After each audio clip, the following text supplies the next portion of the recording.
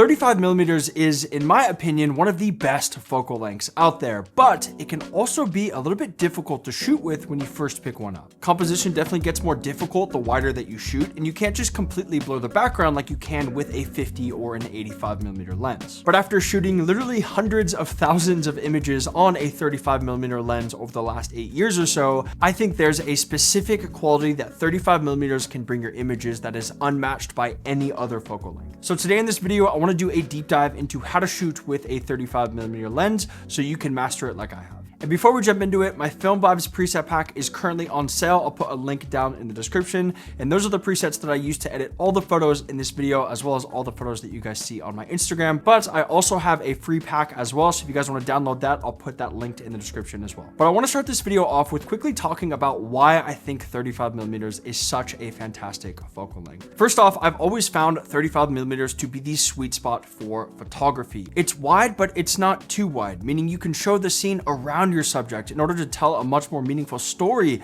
about that subject, but it's not too wide to the point where you get a ton of distortion in your image and your image just looks a little bit too busy. Now, personally, I'm into cleaner compositions. I like having a very clear subject, and I just like my photos to be easy to look at. And I find that quite difficult to do if I'm shooting wider than 35 millimeters because there's just so many things in your scene that you have to account for, and your photo can get very busy very quickly. And if you guys watch my video on 24 millimeters, you'll know exactly why I do not like shooting with that lens. And because 35 millimeters is right at the sweet spot between being a wide angle lens and a more zoomed in lens, it is incredibly versatile. I can shoot absolutely anything on this lens: portraits, landscape photography, street photography, documentary photography, still life, automotive, commercial, or even just using it to document my everyday life. The 35 is almost always the first lens that I pick up in pretty much any photography scenario because it's so versatile. But perhaps most importantly, 35 millimeters is so great because it is one of the best focal lengths for storytelling, which is ultimately the most important thing in photography. 35 millimeters drops you into the action of a scene, and where lenses like 50 or 85 millimeters feel distant, safe, or controlled, the 35 millimeter makes you feel like you're actually there in the scene engaging with it. It's very close to what we actually see with the human eye, which makes images shot at 35 millimeters feel incredibly natural and immersive. It truly is a fantastic and beautiful focal length, and if you can learn how to use it, you can use it to shoot pretty much anything,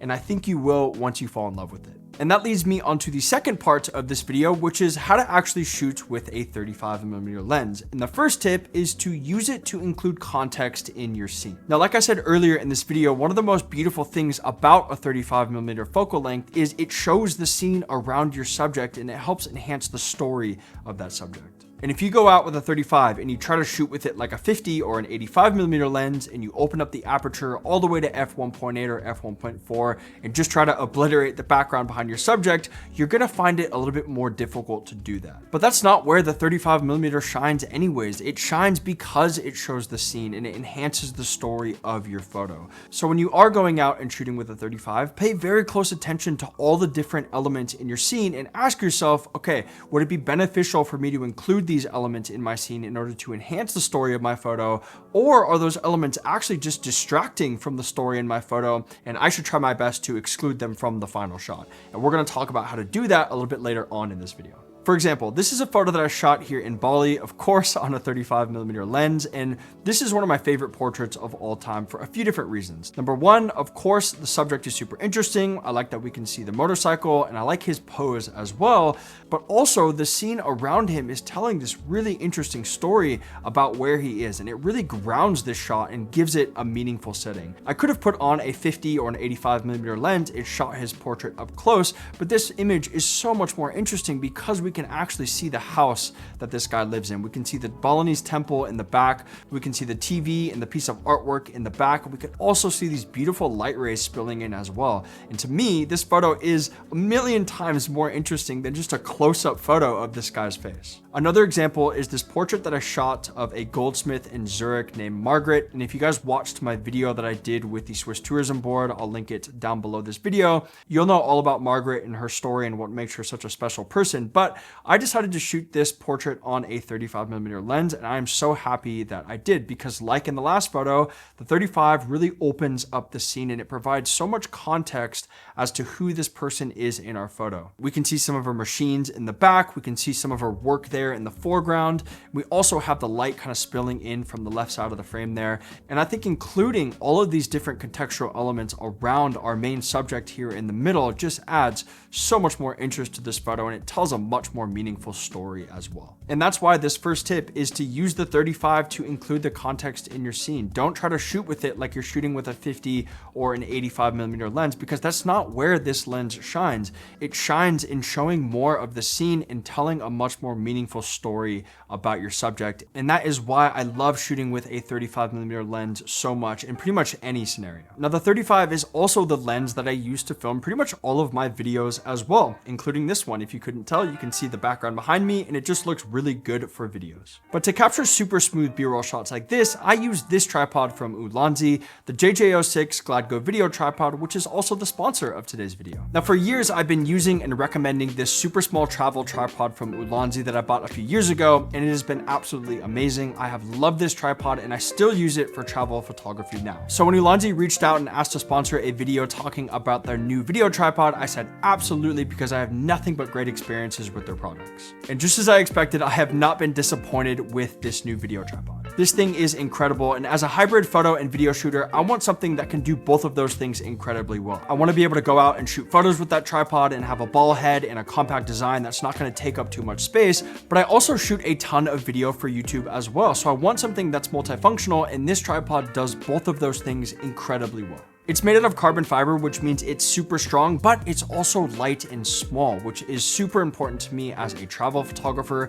I don't want to carry around a gigantic tripod. I want something I can easily just throw into my bag and that's not going to take up too much space. So I've been really stoked on the compact design of this tripod. And it can get ridiculously tall as well. Now, for reference, I am almost 6'4", and this tripod almost gets as tall as me. And when I put my camera on top, it is as tall as me, and I can look directly into the back of the screen, and I don't have to bend over and break my back just to take a photo. It's also very quick and easy to set up, and it has a quick release plate that you can easily snap your camera into with a super satisfying click. But those aren't the things that make this tripod special. This thing also has a ton of advanced video features that I've been using to film some B-roll for this YouTube channel. If you remove the center column and lay it on its side, you can spin the camera in 360 degrees in any direction in order to get some super smooth cinematic B-roll. It also has some really nice dampeners in it as well, making it great for smooth panning shots, hyperlapses, and the extending head also makes it great for top-down shots as well. But like I said before, as a hybrid photo and video shooter, I just want a tripod that can do both of those things well, and this tripod does both of those things incredibly well. So if you guys are in the market for a new tripod, head down to the link in the description to check out the Ulanzi JJ06 GladeGo video tripod. This thing is awesome, and I'm definitely going to be using it going forward. Thank you so much, Ulanzi, for sponsoring this video and supporting the channel. Now let's get back to some tips on how to shoot with a 35mm lens. Now, like we talked about in the first tip, one of the best things about a 35 is you can use it to include the context in your scene, which really enhances the story of your photo. But this is also a bit of a double-edged sword. Yes, a wider focal length does mean that you can include more things in your photo that are going to enhance the story of your photo. But it also means you have a lot more compositional elements that you have to pay attention to, and composition does get a lot more difficult on a 35mm lens. Your shots can get very busy very quickly, and it can also be hard to isolate your subject like you can with a 50 or an 85mm lens. And that's why tip number 2 is to use compositional techniques like negative space and framing to help simplify your composition and to help isolate the subject in your frame. Now, negative space is empty space around your subject that almost helps your subject breathe a little bit in that composition. And it can also be used to kind of simplify your composition a little bit and make it very easy for the viewer to know exactly where to look in that photo. I use negative space all the time in my images just to make those photos a little bit easier to look at and a little bit easier to digest. And you can find negative space pretty much anywhere. In a lot of my images, I like to use the sky, but you can find negative space in buildings. You can find it on the ground. You can find negative negative space anywhere, you just have to look for it. Now, another way I like to isolate my subject is through framing that subject. Now, like I said before, because we have a wider field of view with a 35mm lens, there's going to be a lot more elements that we can play with compositionally. And there's so many things that we can use in our scene to frame the subject in our photo. I've done this with trees or plants. I've done this with buildings. I've done this with strong directional light, which acts as an amazing frame for your subjects. And I've even used other people to frame my main subject in my photo. It's not always easy to get clean compositions with a 35mm lens, but as a photographer who really does like to have clean and simple compositions, it's definitely possible if you use things like negative space and framing in your images. And this idea of framing leads perfectly into my next tip, which is utilize foreground elements to introduce depth into your scene. Now, one of the things that you might find when you first pick up a 35mm lens is your images look a little bit flat. And that's because you don't have the same depth of field that you get with a more zoomed in lens. However, it's actually really easy to introduce depth into a scene with a 35mm lens. And you can do that by stepping behind something and utilizing foreground elements in your scene to create that sense of depth. Now, I do this all the time when I'm out shooting because I really do like to have a deep sense of depth in my photos. And one of the things that I like to do is open up my aperture to f1.8 or f1.4 and shoot through something onto my subject. So we have some nice out of focus areas in the foreground of the image, which adds so much depth to our photo. And also tying into the last tip, these foreground elements can also introduce negative space or help frame our subject in that scene. And because 35mm is such a wide focal length, it's really easy to find something to shoot behind or to introduce into the foreground of that shot. For example, this is a photo that I shot in New York City on the ferry, and I absolutely love this photo, but this photo would be so incredibly boring if it didn't have a foreground element in the scene. I love that we can see part of the boat, we can see part of a person, and we also have this life ring here. It just adds so much depth to the scene, but also so much interest to the scene as well. Another example is this photo that I shot in Morro Bay last year, and this is probably one of my favorite images that I shot all of last year, partly because we have this foreground element here that just adds so much visual interest to the scene and also helps introduce depth into the scene. This photo would be a lot less interesting if it was just the birds in the sky. So next time you are out shooting with a 35 and you feel like your images are just looking a little bit too flat, look for things around you to shoot behind to introduce a little bit of depth into that scene. Now, another technique that I like to use when composing my shots, and this was super helpful for me when I first started out shooting with a 35mm, is to unfocus your eyes. Now, I've talked about this in some of my other videos, and apparently some of you guys don't know how to unfocus your eyes. And basically what I do is I just look cross-eyed, so the scene in front of me is nice and blurry. And when you unfocus your eyes like this, you almost break the scene down in front of you into a bunch of different shapes of light and color and geometry. And that makes it a lot easier to pick up on some of the more dominating features in that composition, and then you can compose based on that. I find this to be incredibly useful, especially when you're shooting with wider focal lengths like 35mm. Now, the next tip on this list is something that I really struggled with when I bought my very first 35mm lens, and that is get closer than you think. 35mm is considered a wide angle lens, and you can't just sit across the street and photograph a subject and expect that photo to be interesting. You got to get in there. And sometimes this is really easy to do. If you're shooting portraits of a friend, for example, it's not going to be too hard to get a little bit closer to them to shoot that portrait and capture a more intimate photo. But if you're shooting something like street photography, it can get very uncomfortable very quickly. But if you can get close to your subject, that's where your images are really going to shine. And a good example I like to look at is street photography shot with a telephoto lens versus street photography shot with a 35 or another wide angle lens. When you shoot street photography with a telephoto lens, you feel so distant from the subject in your photo, and it feels more like an outsider that's observing that person or that scene from far away. Whereas when you shoot something with a 35, you actually feel like you're there, you're in that scene, you're existing with it, and it just feels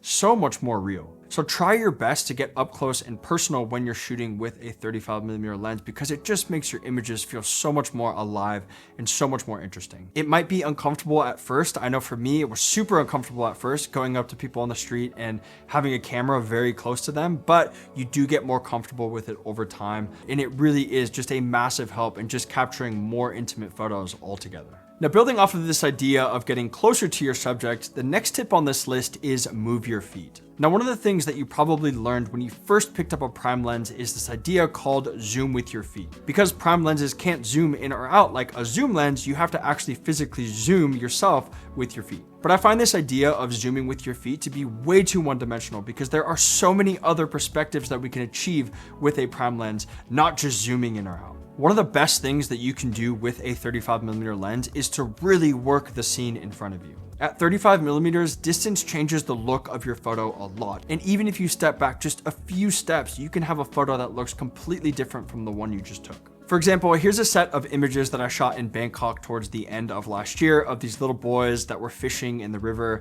They were stoked to see me. I was stoked to see them. They were just really interesting subjects and they were really happy to get their photo taken as well. But I just kind of sat there for about 30 minutes and just hung out with these kids and waited for them to lose interest in me and continue fishing. And then I just jumped in and shot a ton of different images, shooting on the wide end, backing up, shooting from the street, going up close and trying to use some of the other little boys as foreground elements in my scene, and just really spending the time to work the scene, shooting high, shooting low, shooting up close, shooting far away, and just creating a set of images that are super diverse and really, really interesting, and all kind of work together to tell the story of these little boys just hanging out on an afternoon in Bangkok. I think this tip of moving your feet is something that any prime lens shooter can benefit from, but especially those shooting on 35mm where just a few steps can completely change the look of that image. Now, last but certainly not least is know where a 35mm lens really shines. Like I said before, 35mm is an incredibly versatile focal length and you can use it in so many different scenarios, but I do think there are some specific scenarios where 35mm really shines. And that is just in everyday, real life, ordinary scenes. Because 35mm is such a natural focal length and you feel like you're actually there in the scene, it is amazing for things like street photography,